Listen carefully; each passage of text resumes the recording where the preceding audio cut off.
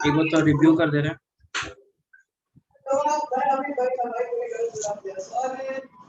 थोड़ा सा आवाज कम करवाओ।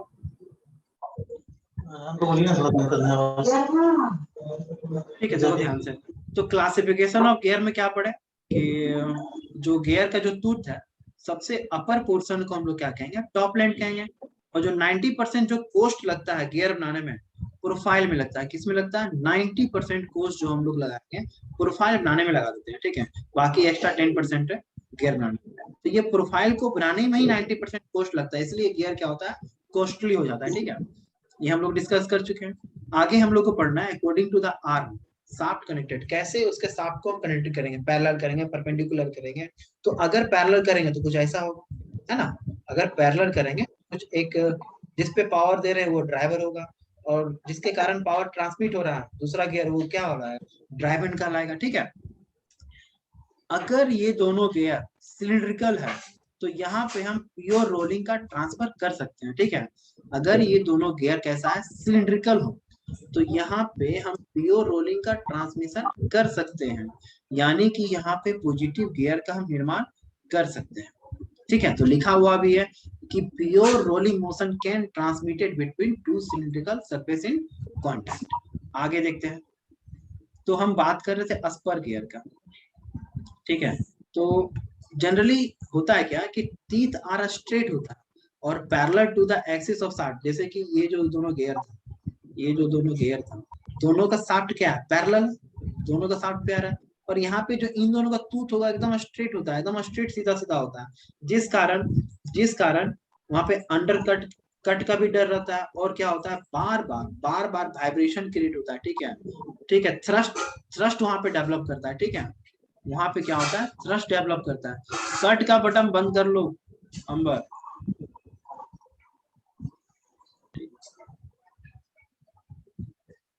सॉरी सर, ये सब चीज पे ध्यान दो, ठीक है। तो teeth are straight and parallel to the axis of, पहले तो डिसिप्लिन में रहना है आपको, ठीक है। जैसा डिसिप्लिन नहीं सर, ऑनलाइन इसलिए ध्यान नहीं दिए सर, हम थोड़ा। आप एक टीचर से पढ़ रहे हो तो ऑनलाइन हो ऑफलाइन हो ध्यान देना, ठीक है। बाकी मस्ती करो, कोई दिक्कत नहीं। तो जिस कारण अस्पर गियर क्या होता है, 90% हम लोग इसको फेल मानते हैं, इसका 1% ही यूज करते हैं, क्योंकि very low power transmitter at very low speed हम लोग यूज करते हैं। जहां पे बहुत ही, जैसे आप जब ईख का रस पीने जाते हैं, ईख का रस पीने जाते हैं, तो देखते हैं वो हाथ से घुमाता है गियर को, और बहुत ही आवाज साउंड करता है, ध्यान देना, है ना। वहां पे स्पीड क्या उस गियर का कम है, और बहुत ही कम उसका पावर का ट्रांसमिशन चाहिए, हाई नहीं चाहिए, तो हाथ सब कट जाएगा, ठीक है। जो हाथ से जो तुम देखा होगा ईख वाले जो चलाते हैं गियर को, उसमें जो हम लोग यूज करते हैं अस्पर गियर का यूज करते हैं, ठीक है। जनरली इसलिए लिखा है 1% हम लोग यूज करते हैं, क्यों? क्योंकि वेरी लो पावर का ट्रांसमिशन हम यहाँ पे करते हैं, क्योंकि मेन पावर कितना होगा, वेरी लो पावर ट्रांसमिशन होगा, और वेरी लो स्पीड के लिए करना है, ठीक है। तो अस्पर गियर के लिए कंडीशन क्या है कि दोनों शाफ्ट हमेशा क्या होगा, पैरेलल होगा। दोनों गियर का जो आर्म का जो शाफ्ट होगा क्या होगा, पैरेलल होगा। नोट्स में भी लिखा हुआ है, आप ऐसे भी समझो तभी एग्जाम में लिख पाओगे। अरे ठीक है, देखो यहाँ पे एक बहुत अच्छा ढंग से समझा गया। तो देखो तुमको एक गियर यहाँ दिख रहा है, ये दो गियर है। ऊपर वाला एक गियर है जिसका एक्सिस ये है, फर्स्ट एक्सिस, और दूसरा गियर ये है जिसका ये एक्सिस है। तो दोनों को यहाँ पे जो एक्सियल थ्रस्ट मिल रहा है, क्या मिल रहा है, वो 0 के बराबर, ठीक है। दोनों का जो एक्सियल जो थ्रस्ट है वो क्या है, 0 के बराबर। यहाँ पे इंटरटेनियस इंगेजमेंट होता है और इंटरटेनियस डिसएंगेजमेंट होता है, जिस कारण इनपुट स्ट्रेसेस ऑन प्रोफाइल, यानी कि बहुत ज्यादा स्ट्रेसेस यहाँ पे जनरेट होता है, ठीक है। तुम देखना ना बहुत सारा साउंड करता है वो। तो इसको रिड्यूस करने के लिए हम क्या करते हैं, इसको रिड्यूस करने के लिए, तो तुम बोलोगे सर तो गियर क्यों पड़ रहा है, तो अस्पर गियर का यूज नहीं है, तो फिर हम लोग इतना सारा गियर तो यूज करते हैं, मोटरसाइकिल में यूज करते हैं, ऑटोमोबाइल में यूज करते हैं, हर जगह तो गियर का यूज है। तो देखो हमने किया क्या, टीथ ऑन स्ट्रेट, टीथ को स्ट्रेट ही रखे, बट उन दोनों का एक्सिस को क्या कर दिया, हल्का सा इंक्लाइन कर दिया, है ना, but incline to the axis of rotation, जिसका नाम आ गया हेलिकल गियर। इससे पहले क्या पढ़ा, स्पर गियर में जो टीथ होता है वो क्या होता है, स्ट्रेट होता है। क्या होता है, पूरा स्ट्रेट होता है। तो स्ट्रेट टीथ को हम लोग जनरली 99% यूज नहीं करते हैं, फेल होता है, 1% यूज करते हैं। क्यों? क्योंकि वहां पे पावर का ट्रांसमिशन भी वेरी लो होता है और स्पीड भी क्या होता है वहां पे लो होता है। तो उसको रिड्यूस करने के लिए हम लोग क्या करते हैं, टीथ तो मेरा स्ट्रेट ही है बट दोनों का एक्सिस क्या होगा, हल्का सा क्या होगा, इंक्लाइंड होगा, जिसको हम लोग कहते हैं हेलिकल गियर, जिसको हम लोग 98% यूज करते हैं। तो इसमें दो तरह का होता है, right hand helical gear and left hand helical gear हम लोग पढ़ते हैं। ठीक है, दो तरह का हेलिकल गियर होता है, right hand and left hand. Always opposite hand helical gear must come in contact. ये तो सिंपल है कि जैसे कि तुम राइट हैंड गियर देखो, दिस इज अब अभी क्या है, इससे पहले जो तुम पढ़े थे, ठीक है, दो गियर था, इस गियर का एक्सिस ये था, है ना, इस गियर का एक्सिस ये था, गियर का एक्सिस 1 एक्सिस 2, दोनों का तेज कैसा था, एकदम स्ट्रेट था, ऐसे ही दिखेगा ना, अरे ऐसे ही दिखेगा ना। Yes sir. अगर हेलिकल होगा तो कुछ ऐसा दिखेगा। अब जो पढ़ रहे हैं हमने क्या किया, दोनों को एक्सिस को क्या क्या कर दिया, हल्का सा इंक्लाइन कर दिया। तो ये जो ऊपर वाला है ये क्या है, राइट हैंड हेलिकल गियर है, और नीचे वाला क्या है, लेफ्ट हैंड हेलिकल, नीचे वाला क्या है, लेफ्ट हैंड हेलिकल गियर है, और ऊपर वाला इस एक्सिस देखो ना। ठीक है, तो यहाँ पे देखो आप जरा सर इसका कोई एग्जांपल है सर, समझ में नहीं आ रही है कि कौन गियर है सर, गियर कहाँ यूज होता है सर? आएंगे, अभी पहले समझो, अभी इंट्रोड्यूस कर रहे हो, गियर कहाँ यूज होगा हम लोग से अभी एग्जाम के पर्पज से पढ़ रहे हो।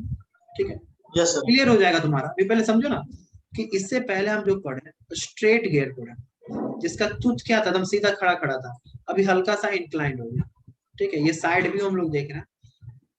ठीक है, ऐसे जब हाँ बोल ही दिया तो हम लोग गूगल में देख लेते हैं। वो तो सर एक पैरेलल में था ना, ये ऊपर नीचे कैसे हुआ सर वो? एक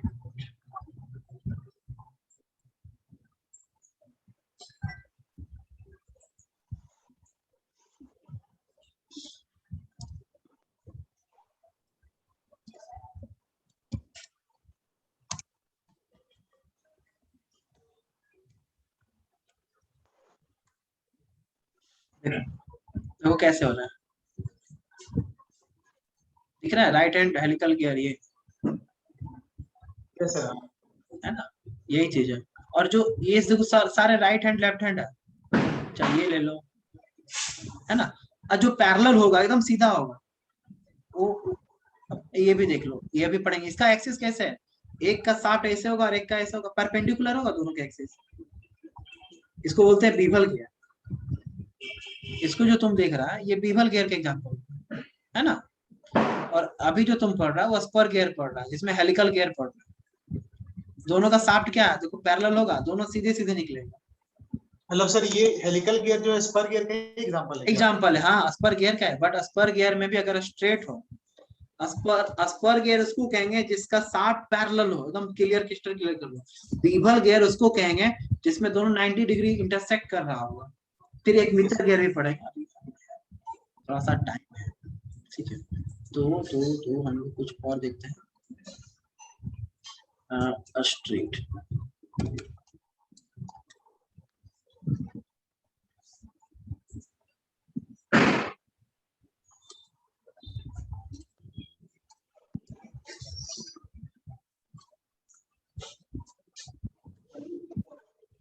देखो ध्यान से, अभी क्लियर समझ में आ रहा, देखो कैसा है इसका गियर का तीर, एकदम स्ट्रेट है, दिख रहा है ये,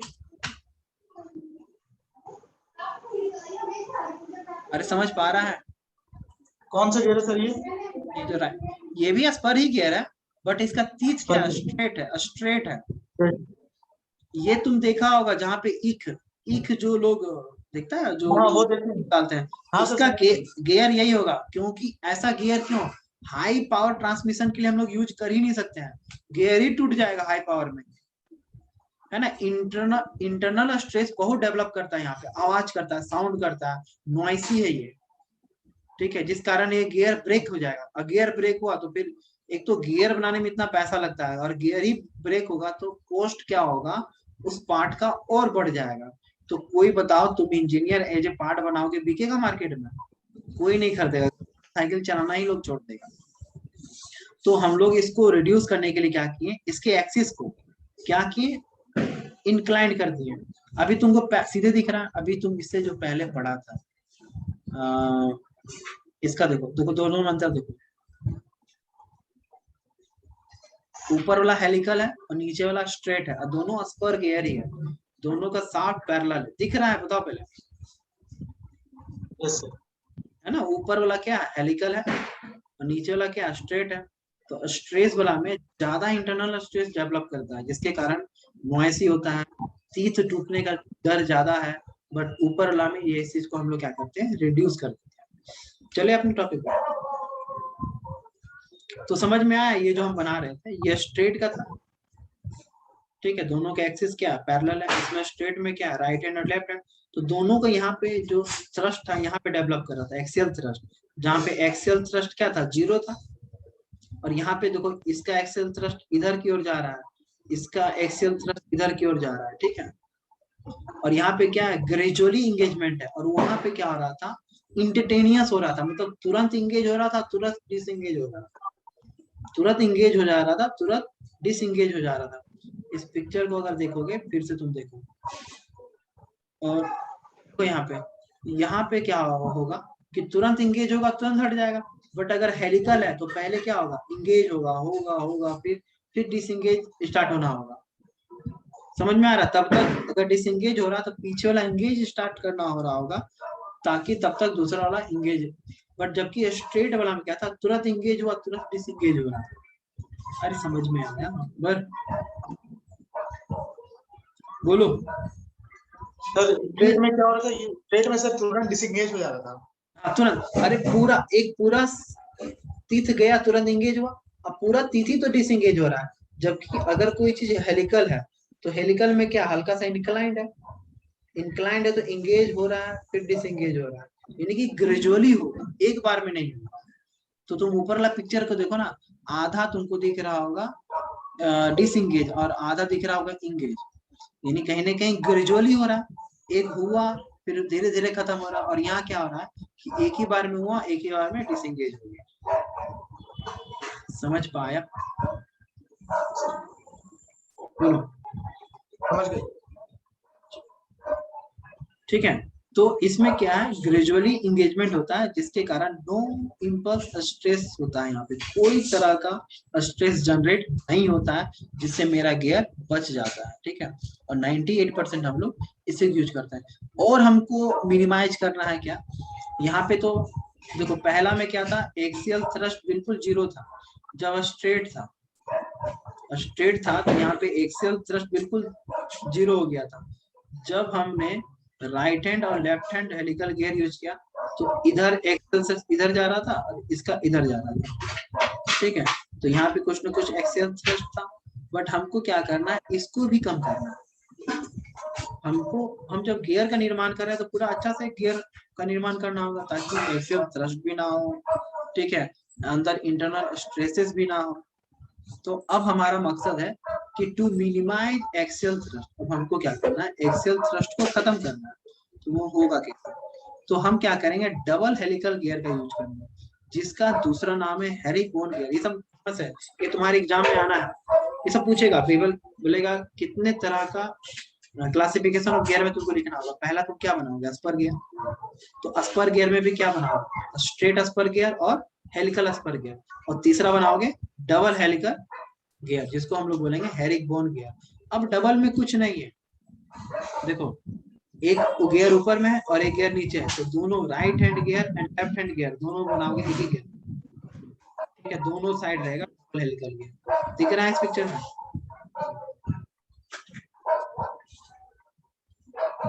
है ना जी। अब देखो इसका एक्सेल थ्रस्ट इधर है, इसका एक्सेल थ्रस्ट इधर है, यानी कि हमने और रिड्यूस कर दिया, जबकि इसका यूज मात्र 1% यूज करता है हेरिकॉन गियर का। अगर इसको हम पिक्चर में देखना चाहें,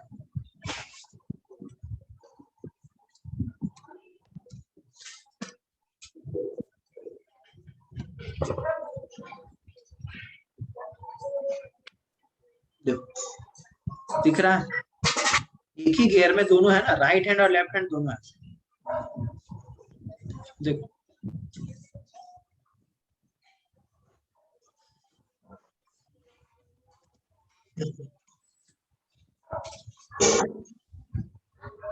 देखो, समझ में आया? देखो कैसे चल रहा है इंगेज और डिसएंगेजमेंट। देखो हेलिकल में क्या होता है, इंगेज और डिसएंगेजमेंट जो होता है ग्रेजुअली होता है ना, हम लोग जीआईएफ में देख रहे हैं। और ये सिर्फ क्या था, हेलिकल था, ये सिर्फ हेलिकल था। बट इससे है ना, देखो हेलिकल में देखो हो क्या रहा है, इंगेजमेंट और डिसएंगेजमेंट को देखो। इस पिक्चर में तुमको क्या दिख रहा है, इंगेज हो रहा है और धीरे धीरे डिसएंगेज हो रहा है। ठीक है, तो ग्रेजुअली हो रहा है, जिस कारण हम क्या कर रहे हैं, एक्सियल इंटरनल स्ट्रेसेस को कम कर दे रहे हैं। दो गियर में इंटरनल स्ट्रेसेस नहीं डेवलप कर रहे हैं। अब इंटरनल स्ट्रेसेस कैसे, अचानक तुम किसी में टकरा जाओ तो झटका तुमको भी लगेगा, अगला को भी लगेगा। बट तुम क्या होगा, धीरे धीरे किसी में टच करोगे तो तुमको भी झटका नहीं लगेगा, उनको भी झटका नहीं लगेगा। अरे समझ में आया? ठीक है, और अभी हम लोग लास्ट वन क्या पढ़े, डबल हेलिकल, जिसको बोलेंगे हेरिक बोन गियर भी कहेंगे, जिसका ये 3D पिक्चर तुम देखेंगे, है ना। ये हो गया, ये भी हो गया डबल हेलिकल। देखो पूरा एकदम खून में घुस जाना चाहिए कॉन्सेप्ट, तभी लिख पाओगे एग्जाम में।